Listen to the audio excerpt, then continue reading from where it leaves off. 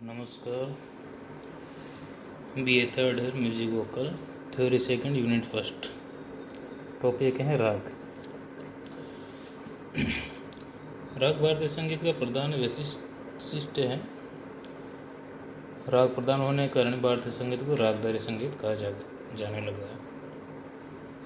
इसकी परिभाषा इस प्रकार है। ये ध्वनि विशेष वस्तु स्वर वर्ण विभूषित रंजको जन चित्ता नाम से राग कथ्य थे बुधे।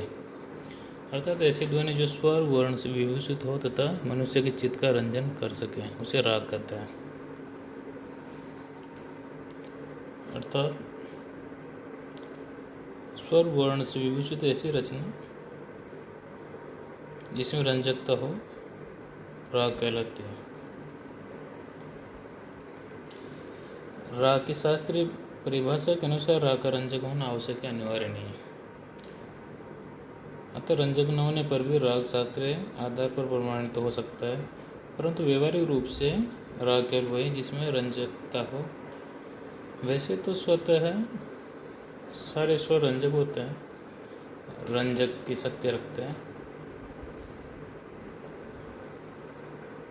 परंतु यहाँ अभी प्राय स्वर समुदाय से हैं। अकेला स्वर रंजक होता है, लेकिन उसमें चरित्र निर्माण की शक्ति नहीं होती। इसलिए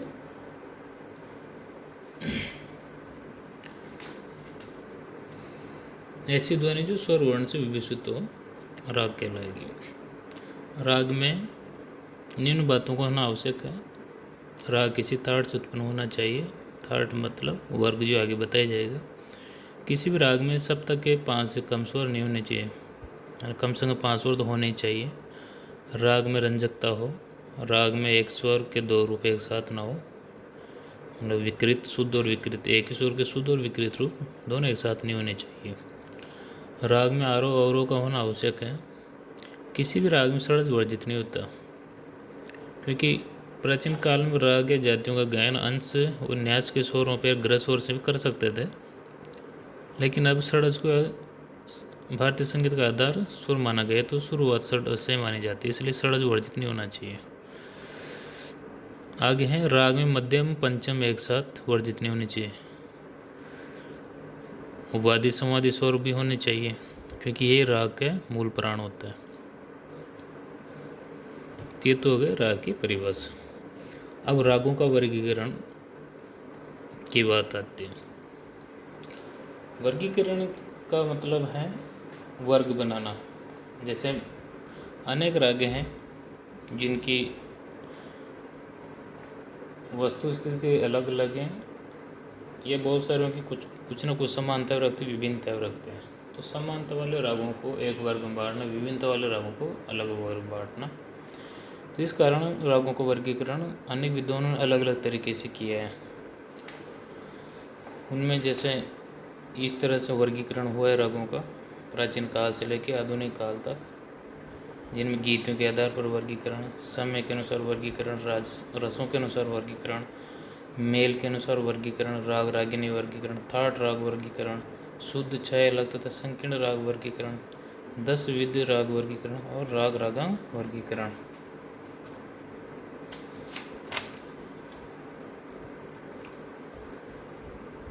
अब सबसे पहले लेते हैं गीतों के अनुसार राग वर्गीकरण।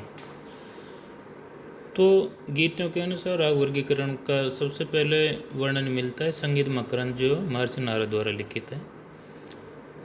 इनमें इन्होंने 7 गीतियों या शैलियों को आधार बनाया, जिसमें चौकसा, भिन्न, गौड़ी, वेशरा, साधारणी, इनके अंतर्गत ग्राम राग आते थे, जिनको पुरुष राग भी कहते थे। 2 गीतियाँ थी भाषा विभेषा, जिनको देसी राग के अंतर्गत रखा गया, और उन देसी रागों को स्त्री राग के नाम से पुकारा गया, मतंग के अनुसार या उस काल के अनुसार। तो इस तरह मतंग ने गीतों को वर्णन किया। वर्तमान परिदृश्य में देखें तो चौकसा गीतों को वर्तमान ध्रुपद समान से समझ सकते हैं। भिन्नों को हम धमार गायन से जोड़ सकते हैं, गौड़ी को हम ठुमरी से जोड़ सकते हैं, वेशरा को हम टप्पा से जोड़ सकते हैं, साधारणी को हम ख्याल गायकी जोड़ सकते हैं। और भाषा विभाषा देसी राग के अंतर्गत आते हैं, तो जो रागिनी रूप में प्रयुक्त थे उस टाइम पे। दूसरा आता है समय के अनुसार राग वर्गीकरण। तो समय के अनुसार राग वर्गीकरण भी महर्षि नारद द्वारा कृत संगीत मकरंद में मिलता है। उन्होंने रागों को 3 वर्गों में बांटा, सूर्यांश, मध्याह्न राग और चंद्रांश। अच्छा, प्रातः काल में गाने वाले रागों को सूर्यांश राग, मध्य काल में गाने वाले रागों को मध्याह्न राग और रात्रि में गाने जाने वाले रागों को चंद्रांश राग कहा गया। तो इसी क्रम में परंपरा धीरे धीरे बढ़ते गए एवं इसमें परिवर्तन भी आते गए। अगर आज के हिसाब से देखें तो इसी को हम उत्तरांगवादी राग या पूर्वांगवादी राग समझ सकते हैं। नेक्स्ट आता है रसों के अनुसार वर्गीकरण। ये भी संगीत मकरंद नारद कृत में मिलता है, जिसमें रसों के साथ जैसे वीर रस, रौद्र रस से संबंधित राग पुरुष राग कहलाए, जैसे घिंडोल देशकार। श्रृंगार, हास्य और करुण रस से संबंधित स्त्री राग कहलाए, जैसे सोनी, तोड़ी, भैरवी। ये उनके अपने विचार या उस समय में प्रचलित परिस्थितियाँ हो सकती है।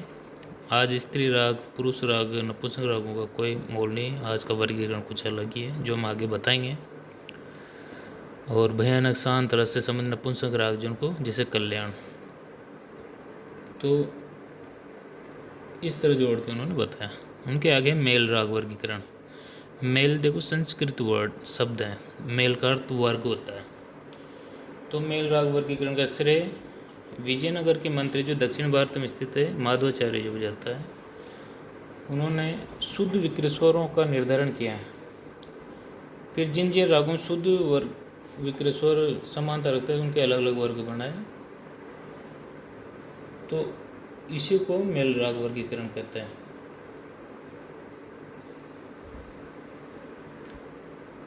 तो जितने वर्ग बने तो उस वर्ग का नाम या मेल का नाम उस समय के प्रसिद्ध राग के नाम के अनुसार रखा गया है। तो माधवाचार्य जी ने 15 मेल या 15 वर्ग माने तथा उनके अंतर्गत 50 रागों का वर्गीकरण किया।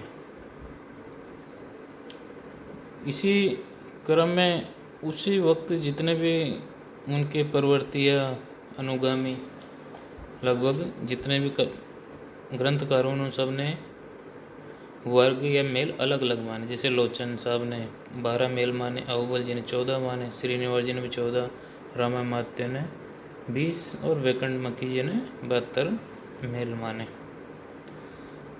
उनके आगे था राग रागिनी वर्गीकरण। तो राग रागिनी वर्गीकरण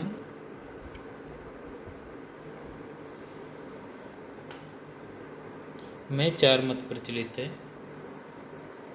ये भी नारद कृत संगीत मकरंद में मिलता है, राग रागिनी वर्गीकरण। इनमें रागों का वर्गीकरण पारिवारिक रूप से किया गया है। रागों को स्त्री, पुरुष, नपुंसक रागों में बांटा गया है, जैसे पहले भी बताया गया है।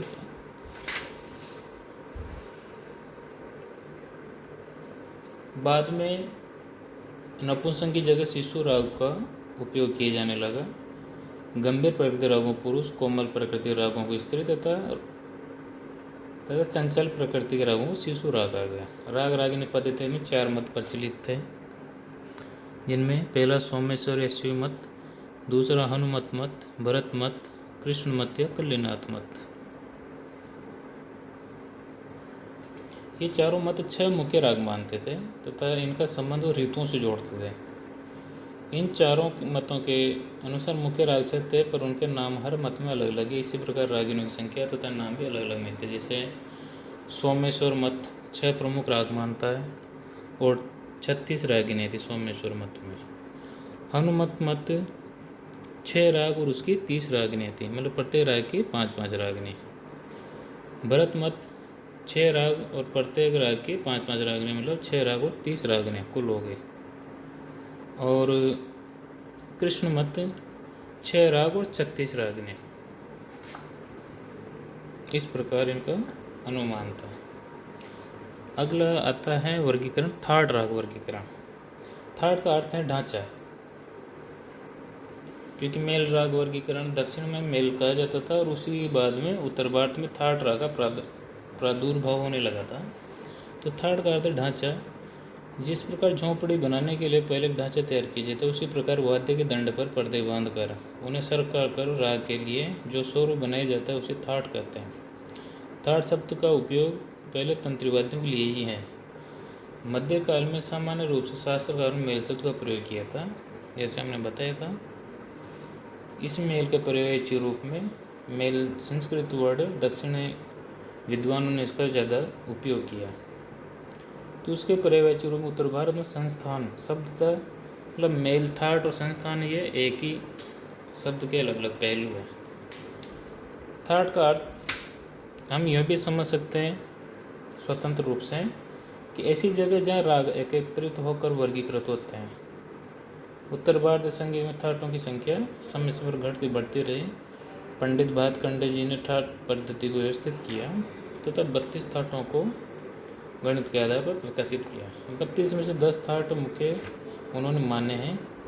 इन्हीं के अनुसार थाट मतलब वर्ग, इन्हीं के अनुसार रागों को व्यवस्थित किया और उन थाटों का उस वक्त के प्रसिद्ध रागों के नाम से दिया गया। तो उनको जिस थाट से संबंधित राग का नाम तो उसके आश्रय राग कहते हैं। तो पंडित भातखंडे जी ने 32 में से मुख्य थाट माने जो आज भी प्रचलित है और उन्हीं के अनुसार भारतीय शास्त्रीय संगीत को हम वर्गीकृत करते हैं। इन थाटों का नाम है बिलावल, खमाज, काफी, भैरव, आशावरी, भैरवी, कल्याण, मारवा, पूर्वी, तोड़ी, जिनका आपने पूर्व की क्लासों में अध्ययन किया होगा। उसके बाद आता है शुद्ध 6 अलग संकीर्ण राग, मतलब शुद्ध राग जिनको शुद्धतम रूप गाया जाता है, जैसे बिलावल, कल्याण। 6 अलग राग जिसमें दूसरे रागों की छाया आती है, जैसे तिलक, कामोद से संबंधित। और संकीर्ण राग जिसमें अधिकतर एक से अधिक रागों की छाया आती है, पीलू, भैरवी। तो इस आधार पर रागों का वर्ग बनाए गए थे, वर्गीकरण किया गया था, यह किया जाता भी है। 10 विध राग वर्गीकरण ये पंडित सारंग देव ने बनाए। पंडित सारंग देव ने संगीत को मुख्य 2 भागों में बांटा, मार्गी संगीत और देसी संगीत। मार्गी संगीत के अंतर्गत ग्राम राग, शुद्ध राग, उपराग, भाषा, विभाषा और अंतर्भाषा राग, ये 6 मुख्य आते थे। और देसी राग के रागांग, भाषांग, क्रियांग, उपांग। तो 1, 2, 3, 4 ऐसे करके 6 और 4 मिलाकर 10। तो 10 विध राग वर्गीकरण का सिद्धांत पंडित सारंग देव ने संगीत रत्नाकर ग्रंथ में प्रतिपादित किया था। तो उन्होंने ग्राम राग 30 थे, शुद्ध राग 20 थे, उपराग 8, भाषा 95, विभाषा 19, अंतर्भाषा 4, रागांग 8, भाषांग 11, क्रियांग 12 और उपांग 3। तो इन 10 भागों के अंतर्गत सारे दिन कई राग माने, जैसे ग्राम राग 30।